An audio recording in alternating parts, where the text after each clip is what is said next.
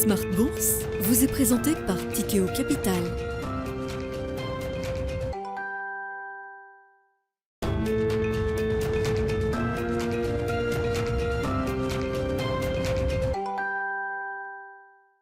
C'est reparti pour Smart Bourse, votre double dose quotidienne de marché en direct sur Bismart. Chaque jour à la mi-journée, 12h30, 13h. Et en fin d'après-midi, la grande édition pendant 1 heure à partir de 17h en direct, rediffusée à 20h sur Bismart TV.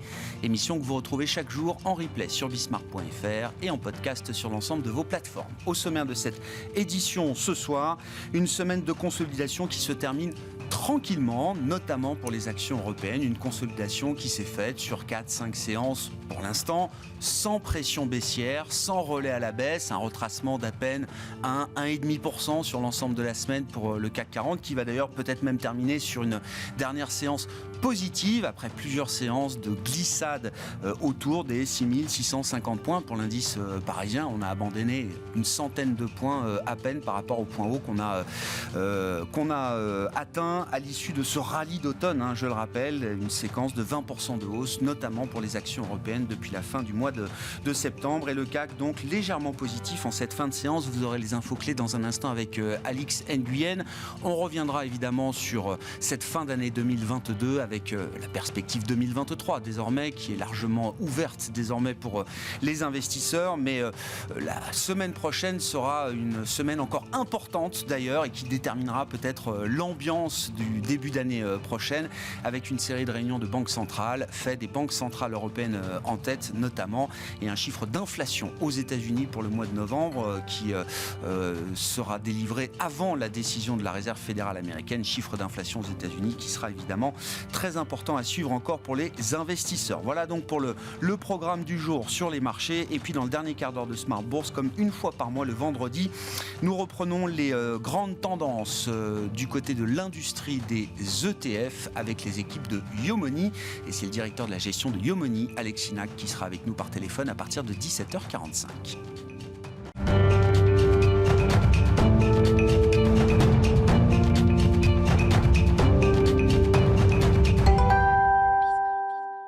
Et c'est donc une semaine de consolidation tranquille qui se termine sur les marchés européens. On fait le point avec vous, comme chaque soir, Alix Nguyen, une séance effectivement sans tendance, sans véritable prise de risque pour les investisseurs à Paris. Oui, c'est une autre séance tout en indécision. La bourse de New York, de son côté, commence à la baisse, échaudée par la publication d'une hausse plus forte que prévue des prix à la production aux États-Unis pour le mois de novembre. Les prix ont augmenté de 0,3% sur un mois et de 7,4% sur un an, soit un léger tassement par rapport aux 8% enregistrés le mois précédent. Hors alimentation et énergie, l'augmentation diminue de 6,7% à 6,2% sur un an. Et puis à 16h, un autre indicateur permettant d'affiner les anticipations du marché quant à la décision monétaire de la Fed la semaine prochaine nous est parvenu. Il s'agit de l'enquête de l'Université du Michigan sur la confiance du consommateur pour le mois de décembre, et elle s'est améliorée. L'indice est ressorti à 59,1 en version préliminaire contre 56,8 en novembre, alors qu'il était attendu sur une note stable. À noter qu'il reste un indice déterminant avant la réunion de la Fed. Il s'agit de celui des prix à la consommation de novembre, attendu mardi. Du côté des valeurs qui marquent l'actualité à la Bourse de Paris, on retiendra la baisse du titre Total Énergie aujourd'hui. Le groupe pétrolier poursuit son retrait de Russie. La société va retirer ses 2 représentants du conseil d'administration du gazier russe Novatek, dont il détient 19,4%. Dans son communiqué, Total Énergie précise que les administrateurs n'étaient plus en mesure d'influencer la stratégie de Novatek et qu'il était donc préférable de les retirer et de déconsolider la participation dans les comptes du groupe. Cela conduira à une dépréciation de 3,7 milliards de dollars dans les résultats du 4e trimestre, une dépréciation qui vient s'ajouter aux précédentes annoncées depuis le début de l'année. Selon la société, le plan de retrait est donc proche de son terme. Les 2 seules participations restantes sont celles de Novatek donc, et dans le projet gazier de Yamal LNG qu'elle ne peut pas revendre pour le moment. Et puis du côté de l'agenda, si la semaine prochaine, je le disais, sera chargée en matière de décision de politique monétaire, notamment avec la Fed et la BCE, la journée de lundi, elle, sera une journée assez calme et très light, légère en matière de publication statistique. La prudence devrait encore être de mise avant des jours clés pour les banques centrales. Il y aura la production industrielle et la balance commerciale du Royaume-Uni en octobre et la situation budgétaire des États-Unis en novembre enfin. Tendance, mon ami, chaque soir à 17h en direct avec Alix Nguyen dans Smart Bourse sur Bismart.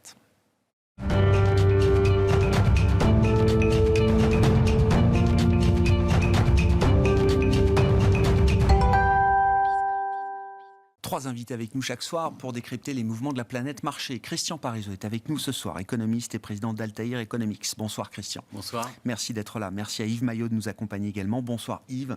Bonsoir. Président de YAM Capital, et Vincent Chéniaud avec nous également en plateau. Bonsoir Vincent. Bonsoir. Ravi de vous retrouver. Vous êtes directeur de la recherche de Generali Investments. Avant d'accueillir, de souhaiter bienvenue à 2023.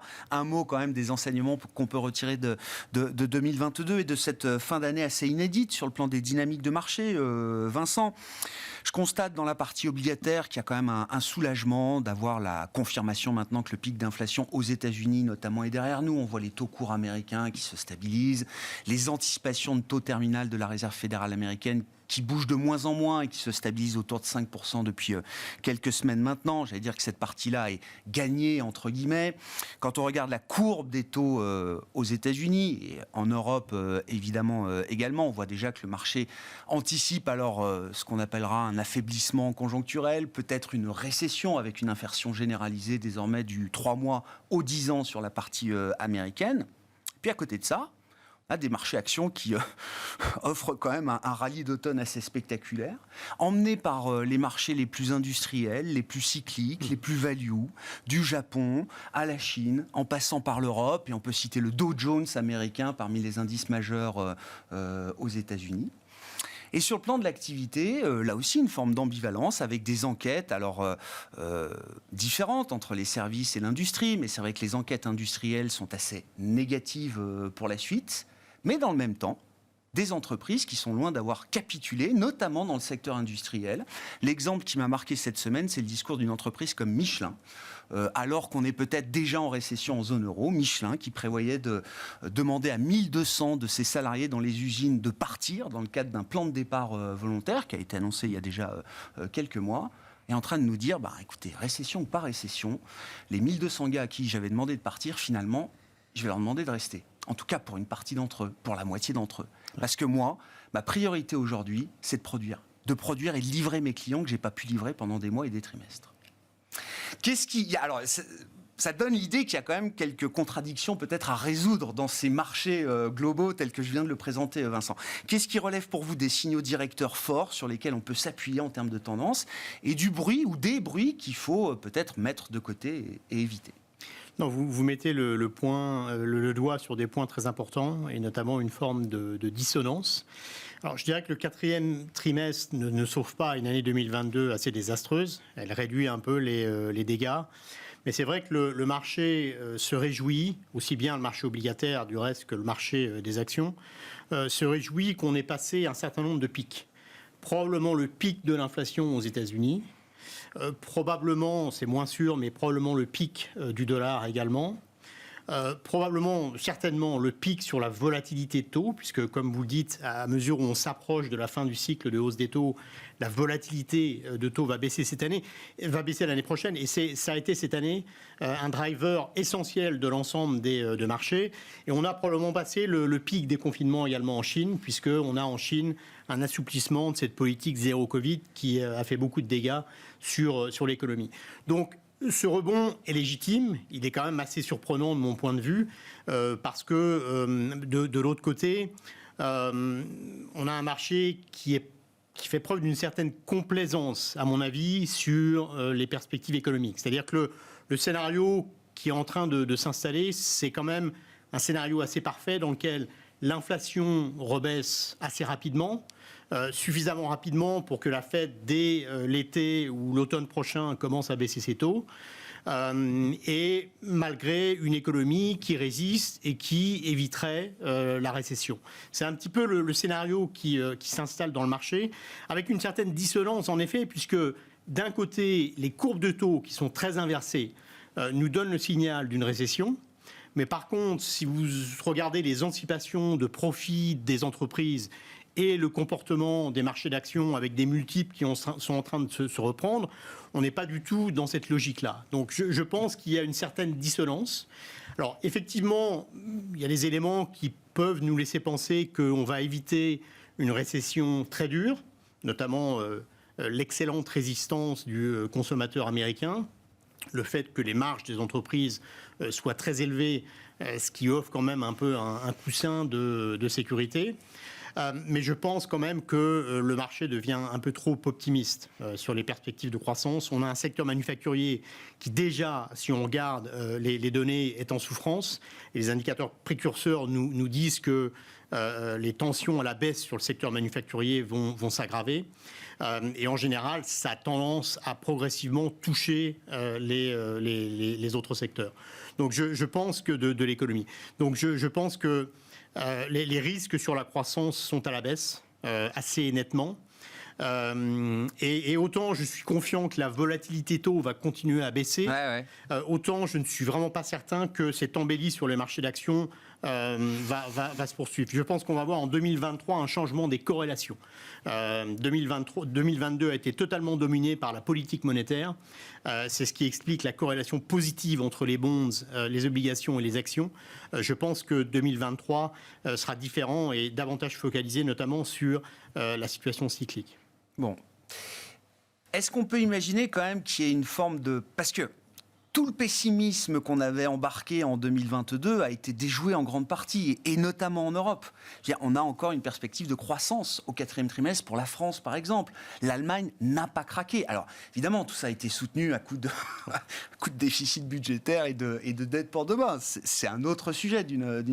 Est-ce qu'il est légitime de reporter tout le pessimisme qu'on avait pour 2022 sur 2023 ? Ou est-ce qu'on peut imaginer quand même qu'il y a peut-être un excès, une bulle de pessimisme qu'on peut peut-être noter dans certaines enquêtes d'ailleurs, qui peut à un moment se dégonfler. Les derniers PMI en Europe n'étaient pas aussi catastrophiques que ça, finalement. Là, je voyais l'enquête du Michigan sur le consommateur américain, ça y est. Oui, ça reste très bas, mais on n'est plus sur les points bas qu'on a pu atteindre, par exemple, en matière de pessimisme, il y a quelques mois encore. Ouais. Alors, c'est vrai que l'économie, globalement, a bien résisté. Le consommateur américain outre-Atlantique a vraiment puisé dans ses réserves, dans l'épargne, pour faire face à une chute historique du revenu disponible réel, puisqu'on est sur la chute probablement la plus importante depuis la Deuxième Guerre mondiale. Donc le consommateur américain a puisé dans ses réserves. En Europe, on fait face à un double choc, resserrement de la politique monétaire, globalement, mais également choc énergétique. Alors c'est vrai que des mesures très vigoureuses ont été prises pour très rapidement réorganiser la chaîne d'approvisionnement sur l'énergie. Les gouvernements ont mis en place des politiques pour réduire un peu le choc sur le consommateur, sur les entreprises. Et au total, l'économie résiste assez bien.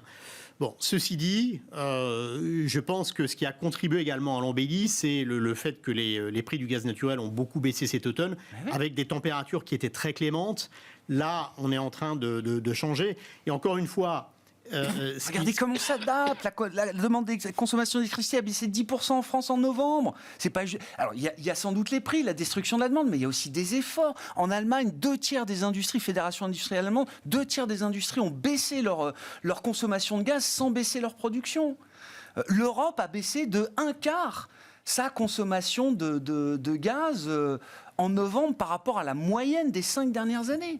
Oui. On s'adapte très vite. Encore une fois, les températures ont joué globalement, mais c'est vrai qu'il y a probablement des gains d'efficience assez importants. Et ça, c'est une bonne nouvelle. Mais j'insisterai quand même sur le fait qu'on n'a pas un tel resserrement des conditions financières sans avoir un choc sur l'économie. Et en particulier, je regarde très près les enquêtes auprès des banques, aussi bien de la Fed que de la BCE. Les standards de crédit sont en train de se resserrer très fortement. En général, c'est un signal précurseur sur l'économie qui ne trompe pas. Donc je crois qu'on est en train de baigner dans une sorte d'optimisme sur un scénario un peu idéal de baisse de l'inflation et de très bonne résistance de l'économie qui me semble un peu optimiste. Ouais. Christian, vos commentaires. C'est une autre manière de redire les choses. Moi, ce qui me marque sur les marchés, c'est de voir Caterpillar qui, en un mois et demi, 2 mois, passe du plus bas au plus haut. Et encore une fois, Michelin qui nous dit, moi les gars, je vais pas les virer. Parce qu'il faut que je produise. Peut-être que les nouvelles commandes seront moins dynamiques. Peut-être que la demande va s'affaiblir et que j'aurai moins de commandes, de prise de commandes dans les prochains mois. Mais tout ce que j'ai engrangé, même s'il y a des commandes qui sont peut-être passées en double et qui vont disparaître, il faut quand même que je produise, quoi. Oui, alors c'est un énorme soutien. Oui, alors oui et non. C'est-à-dire que le problème, c'est qu'on n'est pas dans quelque chose de classique. C'est-à-dire qu'on va vers une récession, moi je reste sur ce scénario-là, mais avec des éléments qui sont très atypiques à quelque chose de classique. Parce qu'on a eu des chocs, on a eu un double choc, qui est le Covid et la crise énergétique, qui étaient des chocs exogènes, pas endogènes à l'économie. La guerre en Ukraine, c'était vraiment quelque chose d'exogène. Et ça induit des mouvements qui ne sont pas classiques. Alors, je vous prends un exemple, l'investissement. Aujourd'hui, vous avez une partie de l'investissement qui va être forcée. C'est-à-dire que vous soyez rentable ou pas, la priorité d'une entreprise aujourd'hui, c'est de réduire dans ses process de production la consommation d'énergie. Donc ça veut dire qu'on va investir pour réduire ça, rien que pour rester en survie. Donc c'est comme au moment du Covid, on pouvait s'attendre à un effondrement de l'investissement, de tout l'investissement des entreprises, et finalement on a eu quelque chose qui a tenu, qui est l'investissement pour faire le télétravail. Et donc on a investi dans les serveurs. Donc aujourd'hui on a cet investissement. Je pourrais vous prendre aussi des investissements entre guillemets, pas forcément très, très, très joyeux, qui est l'investissement dans la défense. Donc on a un secteur de la défense qui va très bien se comporter l'année prochaine. Défense, cybersécurité. Il y a des secteurs qui vont forcément être... Alors c'est tout le problème qu'on a. C'est-à-dire que c'est pas une récession classique. Donc on est dans un scénario en K. C'est ce que je dis souvent, c'est la lettre K, c'est-à-dire que vous allez avoir des secteurs qui vont être booming, qui vont très très bien se comporter, et d'autres qui vont commencer à vraiment chuter, qui vont payer très fort. Alors je prends une statistique qui a été publiée cette semaine, ça tombe bien, c'est la production industrielle en Allemagne. Si vous prenez la production industrielle totale en Allemagne sur un an, je le fais volontairement sur un an pour un peu lisser tout ça, vous êtes stable. Donc c'est pas la cata, mais vous êtes stable. Par contre, ce qui est intéressant, c'est que Desatis nous donne le calcul des secteurs qui sont les plus sensibles, les plus consommateurs d'énergie. C'est à peu près 16% de l'indice global. Et là, vous êtes à moins 3,2. Donc il y a bien des secteurs qui sont déjà en récession, qui sont déjà en contraction. Après, il faut rajouter tous les secteurs qui vont être atteints par le durcissement des conditions financières. Ça a été évoqué. Je pense notamment au secteur de la construction, des secteurs qui sont appelés quand même à se dégrader. Il va y avoir quand même des... Alors pareil, dans le secteur de la construction, je vais vous dire, je ne mettrai pas un centime dans tout ce qui est promotion immobilière, dans le neuf. Par contre, dans tout ce qui est rénovation énergiétique. Donc ça veut dire quoi ? Ça veut dire que vous allez avoir peut-être... Tout ce qu'on n'a pas fait depuis 10 ans. Des gens va falloir le faire maintenant. Vous allez avoir forcément un secteur de l'immobilier neuf qui va souffrir. À l'inverse, tout ce qui est matériaux de construction qui va moins souffrir. Donc, vous voyez, on n'est pas dans le côté blanc ou noir. Et si on était dans une récession classique, je vous dirais, le secteur de la construction vendait tout. Mais c'est pas le cas. Faut regarder un peu plus dans le détail. Donc, on est dans ces phénomènes-là, mais on a quand même des petits éléments un peu de crainte à avoir. Je vous prends un exemple. Les ménages ont énormément consommé de biens à la sortie post-Covid. Et d'ailleurs, le secteur des biens en a bien profité puisqu'on a eu une vraie inflation des biens. Là, par contre, je peux vous dire, dans les prochains mois, il y a quand même un vrai cycle. Par exemple, un cycle des biens durables. Vous n'avez pas continué à acheter des voitures neuves. Donc oui, ils ont des carnets de commandes pleins. Oui, on a des problèmes de livraison. On a des voitures qui s'entassent sur les parkings parce qu'on n'arrive pas à livrer à temps les gens. Donc ça va falloir désengorger tout ça. Mais derrière, on se dit qu'il y a quand même un effet force de rappel parce qu'on ne va pas consommer autant de voitures et autant de biens. Et les constructeurs automobiles qui ont vraiment vendu plus de véhicules haut de gamme, à un moment donné, ça va se retourner. Donc il y a quand même toute une partie de la consommation qui va se retourner. Parce que, tout bêtement, il y a l'effet inflation plus l'effet saturation et renouvellement. Par contre, quand on regarde la consommation, on a aussi des postes de consommation qui sont très inférieurs à ce qu'on consommait avant 2019. Je pense par exemple à tout ce qui est tourisme, voyage. Donc on pourrait avoir quelque chose qui est complètement irréaliste, c'est qu'on a des secteurs qui se comportent très bien l'année prochaine parce qu'on n'est pas revenu au niveau 2019 et donc les gens ont envie de partir en vacances malgré tout ce qu'on dit. Il y aura des secteurs qui sont tellement tombés bas et qui sont pas revenus à leur niveau, qui vont avoir de la croissance alors qu'on parle de récession, et des secteurs par contre qui vont peut-être connaître leur pire récession de leur histoire parce qu'ils ont eu une demande qui était au-delà de la tendance de long terme, ils ont eu un boost énorme, et là on est sur un retournement. Alors je vous parlerai par exemple d'équipement de la maison. S'il s'agit de revenir à la tendance de moyen terme, ok, ça s'appellera peut-être récession on va payer, moi je pense. Donc ce sera un contre-coup plus violent encore. Un exemple qui va vous parler, des groupes par exemple dans tout ce qui est équipement de la cuisine. tout ce qui est cuisiniste, tout ce qui est électroménager, ils ont eu un boom énorme. Sauf que là, on a le recul des ventes de maisons neuves. Et en général, on investit dans sa cuisine quand on achète une maison. C'est quand même assez corrélé. Donc il y a le boom de l'immobilier qui est en train de se retourner véritablement. Et en plus, on a eu une consommation totalement hors norme. Donc il y a des phénomènes. Alors c'est là où on a un problème. Parce que tout le monde ne va pas dans le même sens. Et encore une fois, l'un des éléments clés pour l'année prochaine, c'est cette histoire du cas. Il va y avoir des écarts très forts. Alors après... Vrai aussi dans le marché ou pas, Christian? Parce que ce que vous venez de citer, j'ai en tête Seb. Seb, ça a été un crash tout au long de l'année. Je veux dire, le marché a déjà anticipé beaucoup de très mauvaises nouvelles sur Seb. Je prends l'exemple. Les promoteurs immobiliers cotés, c'est pareil. Je veux dire, c'est un secteur qui s'est fait dézinguer tout au long de l'année. Est-ce qu'on n'a pas déjà anticipé du point de vue du marché? Est-ce qu'on n'a pas déjà anticipé toutes ces mauvaises nouvelles? Il y a tout ce problème. Pour la récession, la plus télégraphiée de l'histoire. Par rapport à ce que je viens de dire, il y a deux problèmes. C'est est-ce que les secteurs qui chutent vont pas entraîner le reste? Parce que vous avez quand même un vrai risque d'avoir des licenciements, un marché du travail qui se dégrade. Et n'oubliez pas qu'un des éléments, alors il y a plusieurs éléments, mais un des éléments de résistance de la consommation, c'est que vous aviez, première chose, et ça a été dit, vous aviez une baisse de votre salaire réel. On a perdu tout son pouvoir d'achat. Mais on avait plus de gens qui travaillaient. Et les créations d'emplois ont été très fortes. Par contre, là, on va avoir quand même ce retournement du marché du travail. Et il ne faudrait pas que ce retournement du marché du travail entraîne véritablement toute l'économie derrière. Donc ça, c'est quand même un facteur de risque. Ça, c'est plutôt macro. Et puis au niveau micro, là, on va avoir des vraies surprises. Parce que des gens qui avaient du pricing power aujourd'hui, ils n'en auront peut-être pas demain. Donc des gens qui ont pu monter les prix, qui ont alimenté l'inflation. Et je pense que tout le secteur des biens va vraiment souffrir. Donc je pense qu'il va y avoir vraiment des mauvaises surprises sur les marges. Et donc je pense que globalement, alors si je dois raisonner globalement, c'est bien, ceux qui ont abusé des hausses de prix cette année seront sanctionnés l'année prochaine. Très fair, je trouve. Je prends un exemple, Coca-Cola qui a pu monter ses prix de 19% en Europe. Je vois pas quelque chose de tenable. Ça va être compliqué de refaire 19% de hausse. Et bien s'ils sont allés trop loin, ils seront punis l'an prochain. Et je pense que ce qu'on mesure mal actuellement et ce qui va vraiment se passer, c'est qu'aujourd'hui l'inflation touche de plein fouet la classe moyenne. C'est vraiment la classe moyenne qui est la plus affectée. Et il va y avoir ce qu'on appelle l'effet sablier. C'est-à-dire c'est vraiment la classe moyenne qui va aller vers le low cost, qui va aller vers véritablement les biens les moins chers. Il va y avoir une vraie pression. Et toute la pression vraiment de l'inflation qu'on a, elle va vraiment se traduire. Donc il y a plein d'incertitudes à mon avis sur plein de secteurs et sur les marges. Donc deux choses, encore une fois pour résumer. Attention que les mauvais secteurs n'entraînent pas les bons. Il y a quand même cet effet un peu d'entraînement. Et puis, attention aux mauvaises surprises. Et il va y avoir pas mal de mauvaises surprises, à mon avis, sur les marges pour l'année prochaine, avec cet effet inflation qui va rattraper le consommateur et qui va le rattraper dans son comportement de consommation. Yves, vos commentaires sur cette discussion et ces contradictions et les questions ou les réflexions que vous pouvez avoir en vue de 2023. Difficile d'avoir réponse à toutes les questions à ce stade, bien sûr. Pour reprendre ce qui a été dit par mes deux partenaires de discussion et qui ont bien planté le décor, je dirais en résumé que les choses sont très difficiles à appréhender par rapport à ce qu'on a pu connaître en termes de cycle passé, sans remonter loin dans l'histoire. D'abord parce qu'on a eu une accommodation monétaire extraordinaire depuis 15 ans, qui s'est accélérée avec la crise sanitaire il y a 2 ans et qu'on vit encore dans cet environnement. Puisque finalement, le resserrement monétaire auquel on assistait, surtout aux États-Unis, est finalement à relativiser eu égard à ce qu'on constate en termes d'évolution des prix. Donc finalement, il est encore quelque part modeste, si je me place sur une considération plus monétariste de ce qu'on devrait faire pour rétablir une vérité des prix sur le marché de l'argent. Et puis deuxièmement, ce qui était mentionné par Christian, en fait, on peut le résumer par le fait que l'interventionnisme a été énorme, et pas seulement en Europe.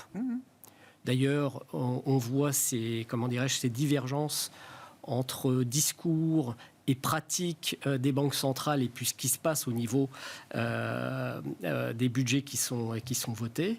Et qui finalement, en fait, ces interventions massives qui créent ces dissonances en termes de comportement classique sur les différents secteurs et qui rend la visibilité, quand on regarde les choses au niveau sectoriel et microéconomique, beaucoup plus compliqué à analyser.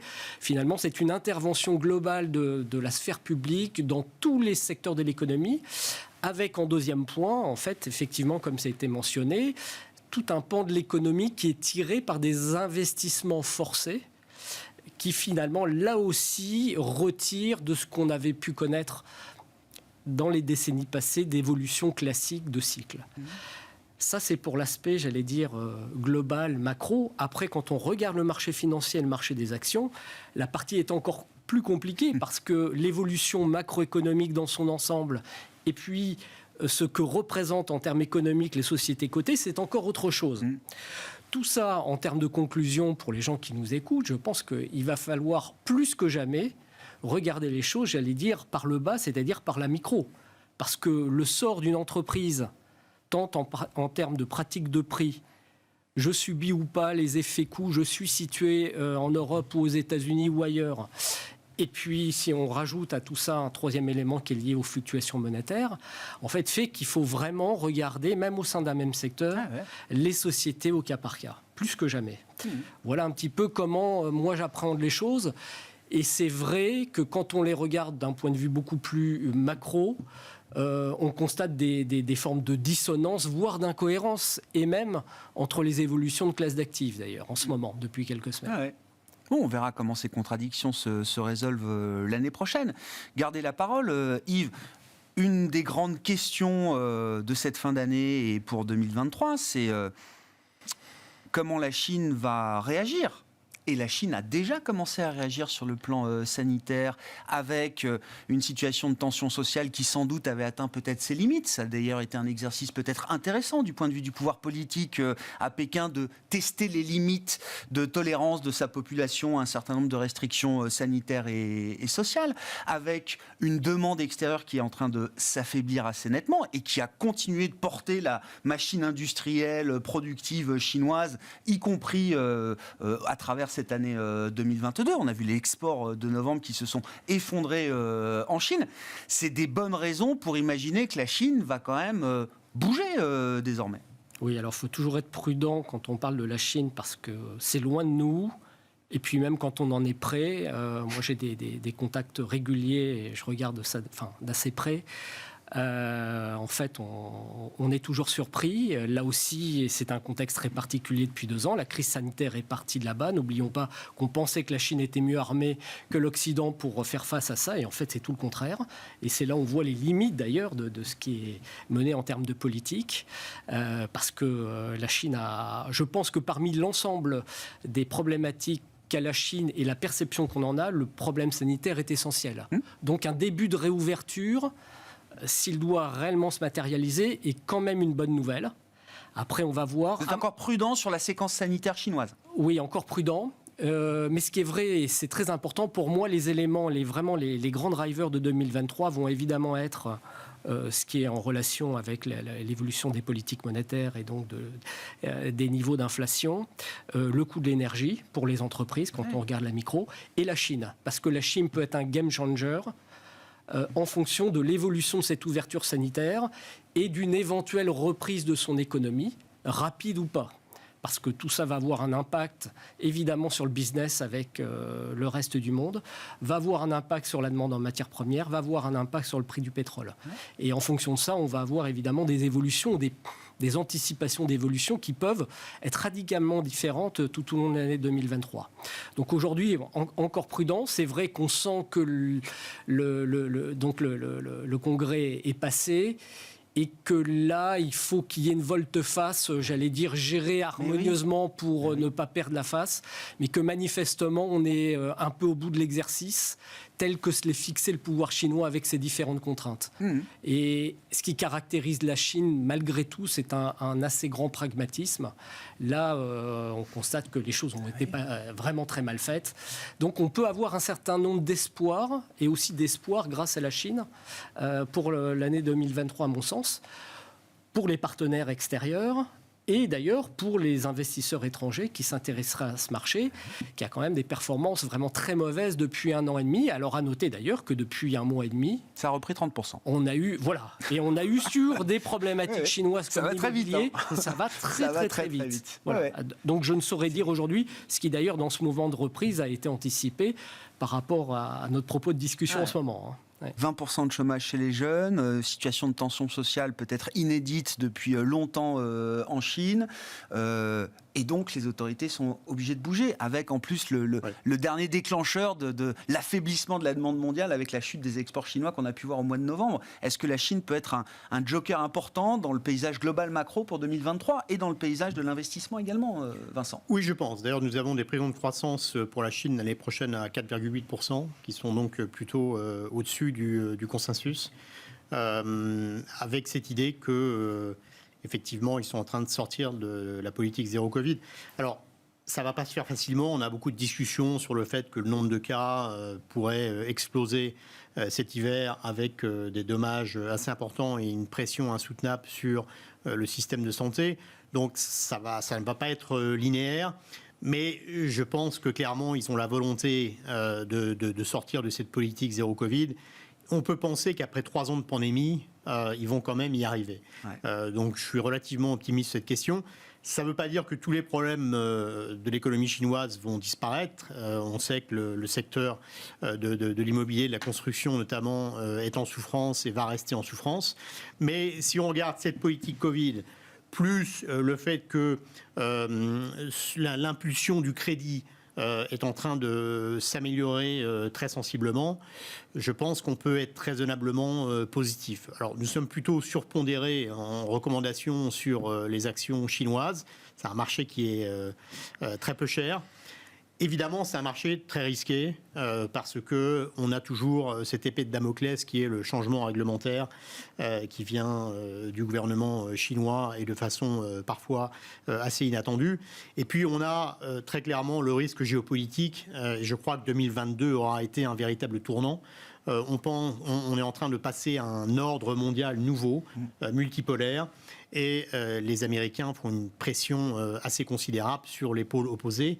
La Russie, bien évidemment, mais également la Chine. Et on a vu récemment les sanctions, les restrictions concernant les exportations américaines de semi-conducteurs vers la Chine. C'est un développement considérable, très important.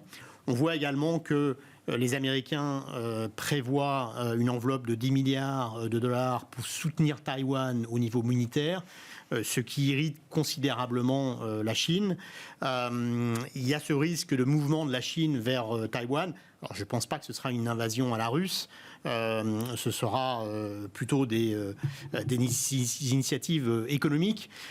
Mais on a quand même un environnement géopolitique qui change avec la Chine qui est un focus majeur pour les Américains. On peut espérer qu'il y ait dans cet affrontement séculaire Chine-États-Unis, on peut espérer quand même que l'idée d'une petite parenthèse, d'une pause, je sais pas comment dire, d'un time-out, d'une certaine manière, qui puisse durer un peu. On a vu une rencontre, Xi Jinping, Joe Biden. On se dit que les Chinois n'ont peut-être pas envie de gâcher leurs efforts de relance avec une géopolitique ou des tensions qui viendraient annihiler les efforts économiques d'une certaine manière. Ouais. Non, encore une fois, le scénario central, c'est celui d'un scénario un peu plus positif en Chine. Ouais. Et ce qui met en évidence d'ailleurs la désynchronisation des cycles, puisque en Europe, on entre en récession. Alors, on n'en est pas certain. C'est vrai que les PMI donnent une image peut-être un peu trop pessimiste depuis un certain temps. Mais en tout cas, on flirte avec la récession. Les États-Unis devraient tenir au moins jusqu'au printemps. Et la Chine repartir l'année prochaine. Donc, on a une forme de désynchronisation. En effet, bienvenue. Plutôt bienvenue. Plutôt bienvenue, en effet. D'accord avec ça, Christian? En net, la reprise chinoise, c'est bon pour nous, ça permet d'adoucir un peu éventuellement le choc de la récession pour l'Europe, pour les États-Unis, même si la contrepartie, c'est peut-être des tensions ou des regains de tensions sur les matières premières. On a vu d'ailleurs les métaux industriels qui sont repartis. Bon, les cours du pétrole vivent une vie un peu différente, mais les métaux industriels, Dr Copper est quand même reparti ces dernières semaines. Ça peut être énorme, ça peut être une belle thématique d'investissement. Je vous prends juste un exemple. Je vous laisse imaginer si la Chine dit vous pouvez de nouveau voyager aux Chinois. Là, vous allez avoir un secteur touristique. Aujourd'hui, ils ont 0 Chinois à Paris. Je vous laisse imaginer si... Alors, il y a une enquête qui a été La question, faite. c'est pourquoi, combien de temps ils vont continuer d'interdire aux Chinois Chinois de voyager. C'est plutôt ça la question. Voilà. Donc il y a une enquête qui a été faite et seulement 50% de ceux qui voyageaient avant sont prêts à revoyager. Mais je vous laisse imaginer, on passe de 0 à la moitié de ce qu'on avait avant. Donc ça, c'est une thématique, ce qui fait qu'on pourrait avoir un secteur du tourisme qui se comporte très très bien alors que ça va mal en Europe. Donc vous voyez, il peut y avoir des thématiques à jouer. Alors moi je mettrais juste 2 éléments, mais c'est très difficile aussi à évaluer. C'est la crise immobilière en Chine. C'est vrai que là, le gouvernement fait tout. Hein. On essaie de ramener la confiance, d'aider les promoteurs. Mais le gros problème, c'est que c'est compliqué pour l'État central de relancer l'immobilier, puisque l'immobilier est quand même géré au niveau des provinces. Tout ce qui est recettes fiscales liées à l'immobilier, c'est les provinces qui le gèrent, et c'est aux provinces d'aider le secteur des promoteurs immobiliers. Donc il y a quand même pas mal d'incertitudes, parce que je pense que je ne crois pas du tout en statistiques officielles. Je pense que l'ampleur du recul du marché immobilier est beaucoup plus violent que ce que laissent montrer les statistiques officielles.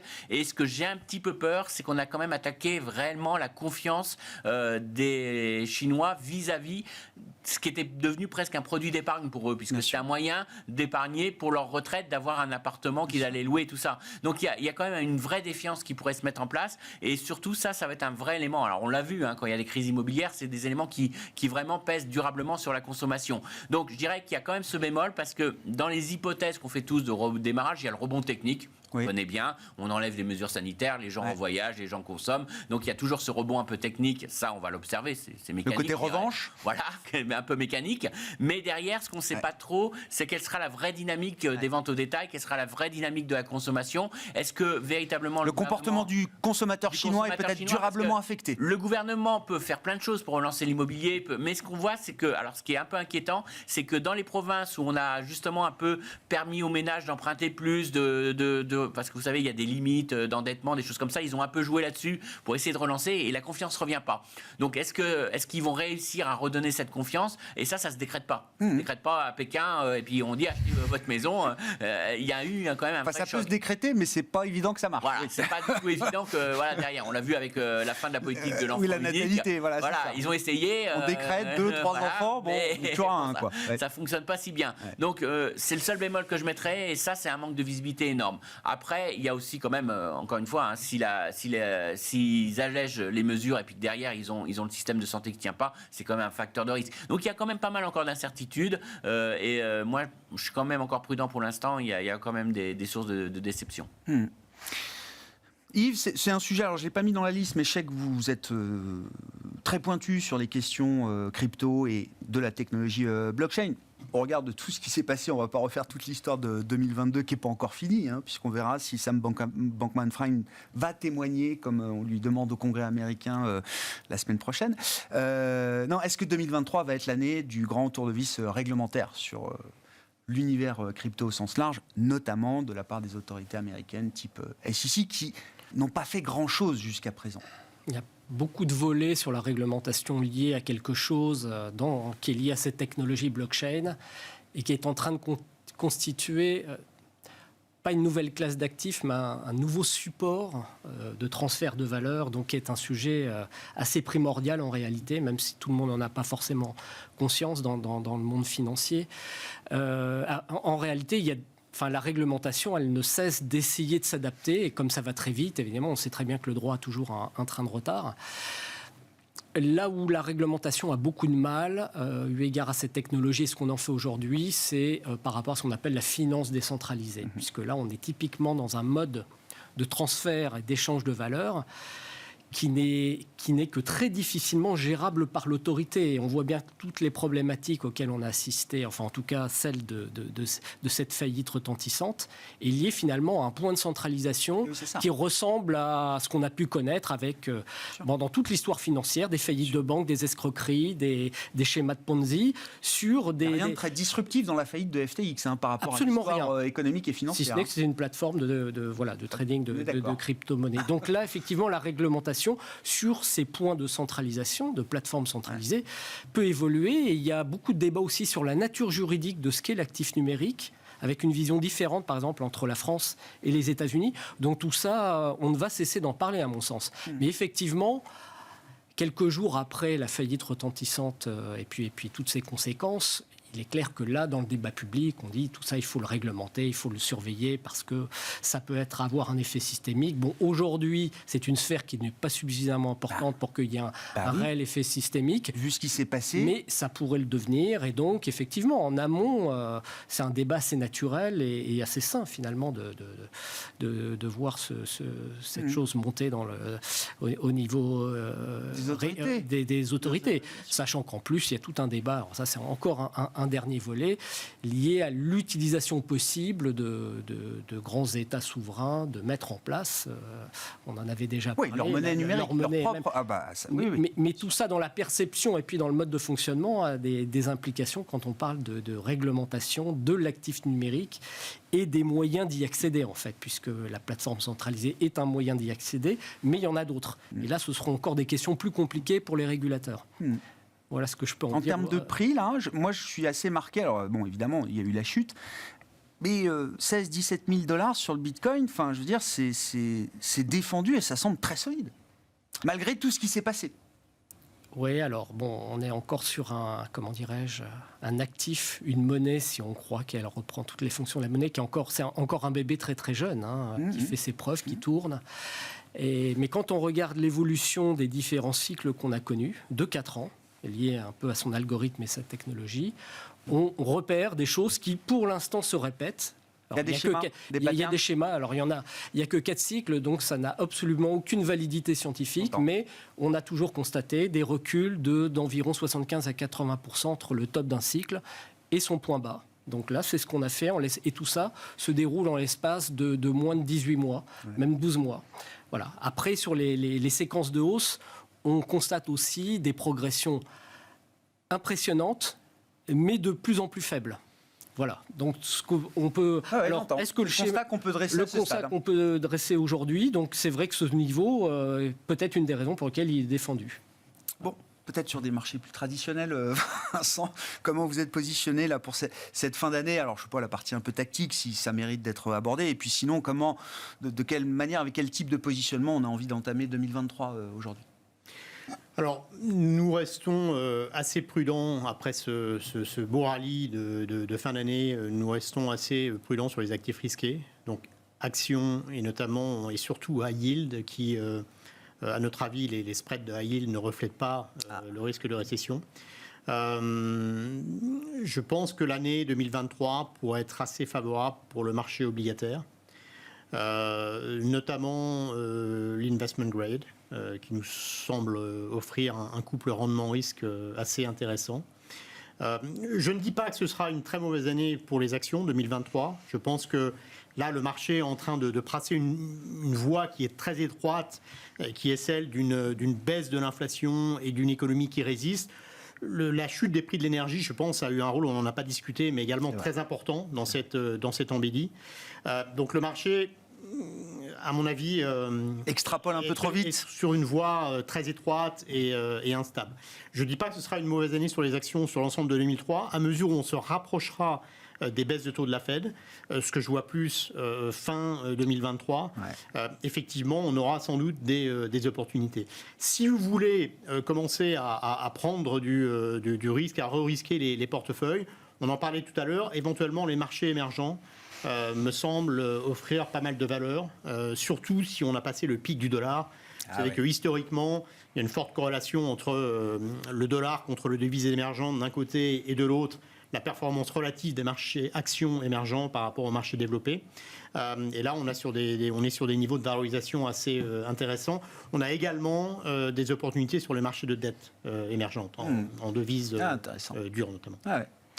Dans les tendances de 2022, Christian, quelles sont celles qui sont amenées à s'éteindre? Quelles sont celles sur lesquelles on peut encore capitaliser là, pour 2023? Qu'est-ce qui fera la différence entre ces deux années? Ce qui jouera, moi, l'élément peut-être le plus important, c'est qu'on ne perdra peut-être pas de l'argent sur l'obligataire. Pas autant peut-être, parce qu'on a perdu beaucoup là. Oui, on va rester quand même sur des niveaux de taux longs relativement bas, parce que une partie qui explique, à mon avis, la déformation de la courbe des taux, c'est pas que des anticipations de récession, c'est aussi qu'on anticipe une désinflation. Mais oui. Et ça joue énormément. C'est le soulagement d'avoir passé le pic d'inflation. Voilà, c'est ça qui va jouer. Donc ça, c'est quand même un vrai soutien pour les marchés obligataires. Il y a beaucoup de liquidités qui restent quand même. Même si les banques centrales essayent d'en prendre, on voit qu'elles ont du mal et qu'il va en rester. Donc je pense qu'on restera quand même dans un environnement de taux bas. Taux long bas, ça sera autre chose pour la partie courte, mais au moins sur la partie longue. Donc ça, c'est quand même un élément qui va quand même inciter. Bas, c'est quoi aujourd'hui? Parce que 3,50 sur le 10 ans, c'est déjà bas américain, j'entends. Voilà, moi je pense qu'autour de 3,50, on va fluctuer. Alors beaucoup moins de volatilité, comme ça a été dit, je suis d'accord, parce que les ajustements ont été faits, mais je vois pas les taux, même s'il y a une petite amélioration conjoncturelle, je vois pas les taux maintenant remonter énormément. Il y a énormément de liquidités, trop d'incertitudes, des gens qui sont averses au risque, ont envie de prendre cette... Après, je vous dis juste un exemple, regardez, vous êtes investisseur japonais, vous avez le choix entre mettre à 1% ou à mettre sur les États-Unis à 3,50 à 10 ans sans risque. Bon, ça se regarde, quoi. On dit que ça va être difficile d'aller beaucoup plus haut et que donc il y a vraiment des gens qui ont de l'appétit pour la dette. Donc moi je pense qu'il y aura cet élément-là. Le monétaire qui redevient une classe d'actifs attrayante, qu'on le veuille ou non, c'est un couple rendement-risque. Mais aujourd'hui, on le veut bien, oui. D'incertitude. Donc aujourd'hui, vous pouvez pas ne pas mettre du monétaire. Avant, ça vous coûtait cher de mettre du monétaire. De ne pas prendre de risque, ça vous coûtait de l'argent. Maintenant, c'est plus le cas. Donc, c'est quand même un vrai élément qui va freiner aussi l'appréciation du marché action. Après, sur le marché action, moi, je suis assez négatif ce premier trimestre. Je pense qu'il va y avoir une vraie force de rappel parce qu'on ne va pas être sur des scénarios aussi positifs. Et je rejoins ce qui a été dit précédemment. Il n'y a pas un scénario idéal qui se dessine et il y aura sûrement des belles forces de rappel. Et puis, du côté des banquiers centraux, je trouve qu'il y a un petit décalage entre ce qu'ils nous disent. Alors, on verra, ils peuvent changer d'avis, mais ce que perçoit le marché. Donc, il y a quand même des éléments de force de rappel. Après, je suis moins négatif. Une fois de ces forces de rappel de fait, je pense qu'il y a quand même du potentiel de hausse, mais ça ne sera pas une année exceptionnelle boursière parce qu'on n'a quand même pas un environnement qui s'y prête. Merci beaucoup, messieurs. Merci d'avoir été les invités de Planète Marché ce soir. Yves Maillot, président de YAM Capital, Christian Parizeau, président d'Altair Economics, et Vincent Chéniaud, directeur de la recherche de Generali Investments, étaient nos invités en plateau.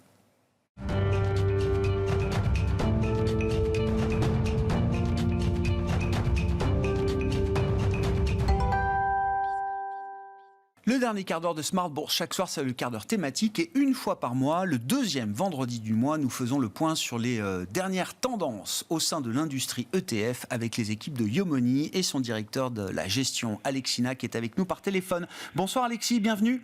Bonsoir Yvonne. Merci beaucoup d'être là. Effectivement, donc le programme avec vous, c'est de revenir sur les dernières tendances du côté de l'industrie des ETF.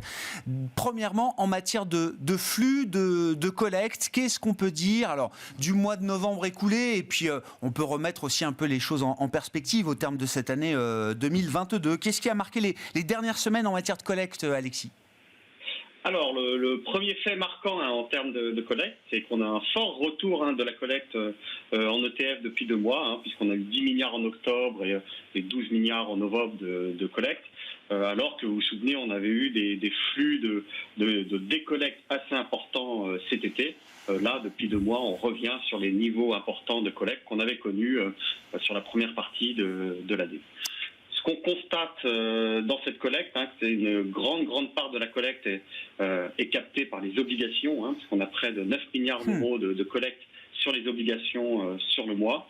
Et ce qu'on constate au sein des obligations, c'est qu'on a des arbitrages très importants des obligations court terme vers des bons du trésor plus long terme. On voit que les investisseurs sont à la recherche de duration dans leur portefeuille, d'augmenter la duration de leur portefeuille. Qu'est-ce que ça signifie, ça, Alexis, d'aller chercher des maturités plus longues sur l'obligataire? Ça veut dire que les investisseurs, les rendements, bien sûr, des obligations long terme sont redevenus plus attrayants, puisqu'on était sur des environnements de taux négatifs il n'y a pas si longtemps que ça, et donc elle retrouve l'attrait des investisseurs.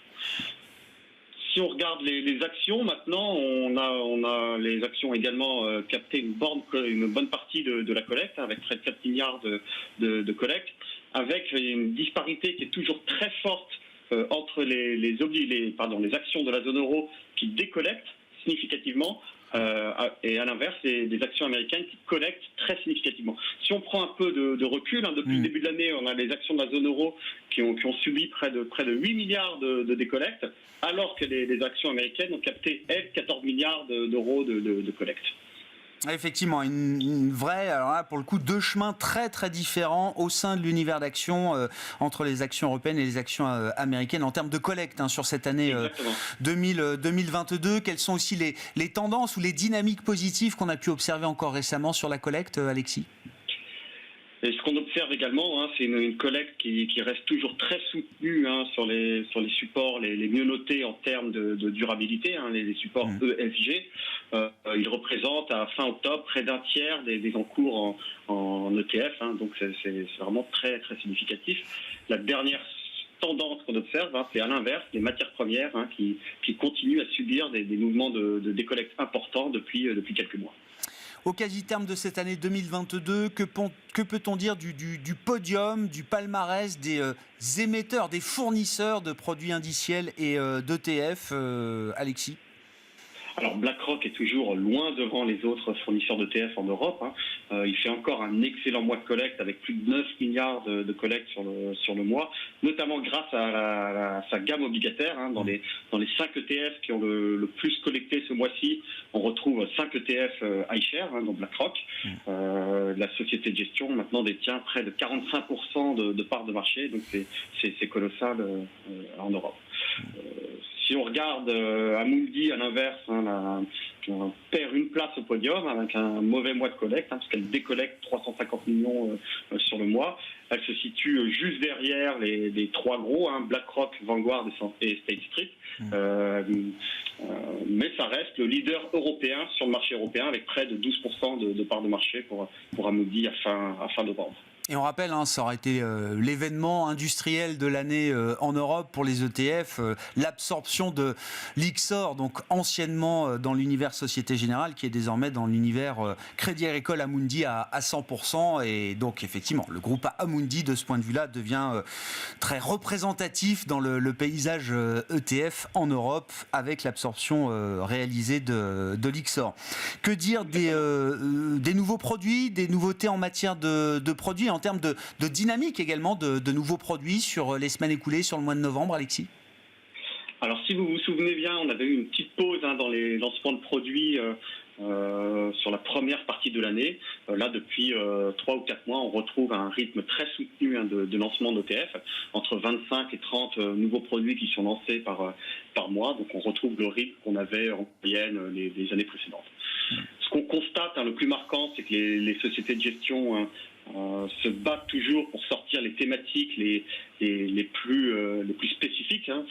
Après avoir, on n'est plus dans la course aux frais de gestion les plus bas, mais maintenant on le voit bien sur la société de gestion qui va chercher la thématique la plus spécifique pour se démarquer des autres sociétés de gestion. Ce mois-ci, par exemple, on a Vanek qui lance un ETF investi dans des entreprises qui font progresser la génomique et la santé en ligne. Donc on voit que c'est vraiment des thématiques très spécifiques que les investisseurs jouent en satellite sans doute de leurs allocations.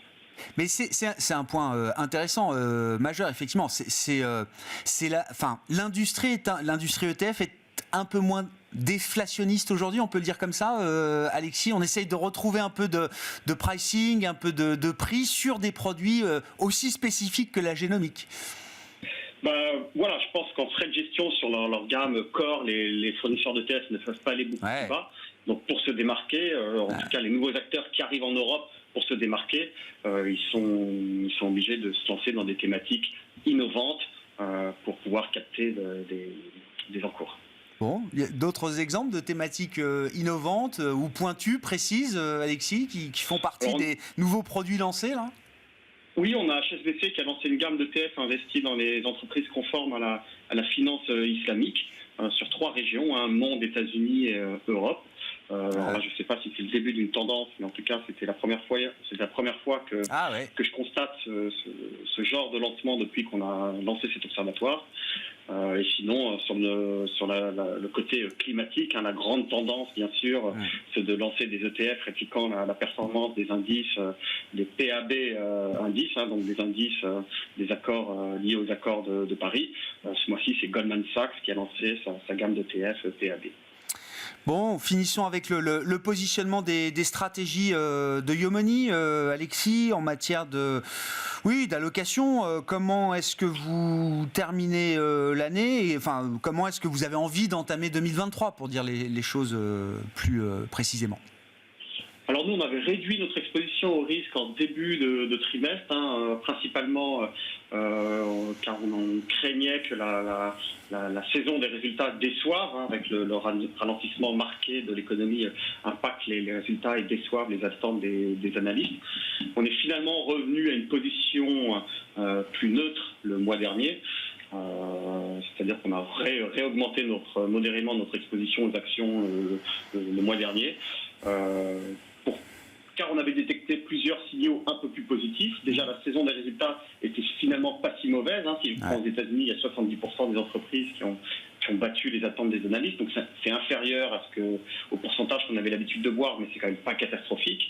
Et puis bien sûr, l'inflation qui commence vraiment à ralentir aux États-Unis, avec le pic maintenant semble vraiment être atteint, avec l'inflation qui a ralenti pour la 4e fois consécutivement. Merci beaucoup, Alexis. Oui, allez-y, finissez. Et au sein des actions, bien sûr, on garde notre surpondération aux États-Unis, qui pour nous bien moins un risque pour 2023 que la zone euro. Merci beaucoup, Alexis. On aura encore des indicateurs d'inflation et un chiffre d'inflation important la semaine prochaine aux États-Unis, avec la publication du CPI, l'indice des prix à la consommation, qui sera publié mardi, juste avant la décision de la Réserve fédérale américaine, qui aura lieu mercredi et jeudi. Ce sera au tour, entre autres, de la Banque centrale européenne de s'exprimer sur sa dernière décision de politique monétaire de l'année 2022. Merci beaucoup, Alexis. Merci d'avoir été avec nous par téléphone pour ce rendez-vous mensuel, donc avec les équipes de Yomoni, pour décrypter et analyser ensemble les dernières tendances au sein de l'industrie ETF. Alexis Nac, directeur de la gestion de Yomoni, était avec nous par téléphone pour conclure cette émission et ce quart d'heure thématique de Smart Bourse chaque soir, évidemment. Voilà pour cette semaine d'émission. On se retrouve lundi, évidemment, à 12h30 en direct sur Bismart.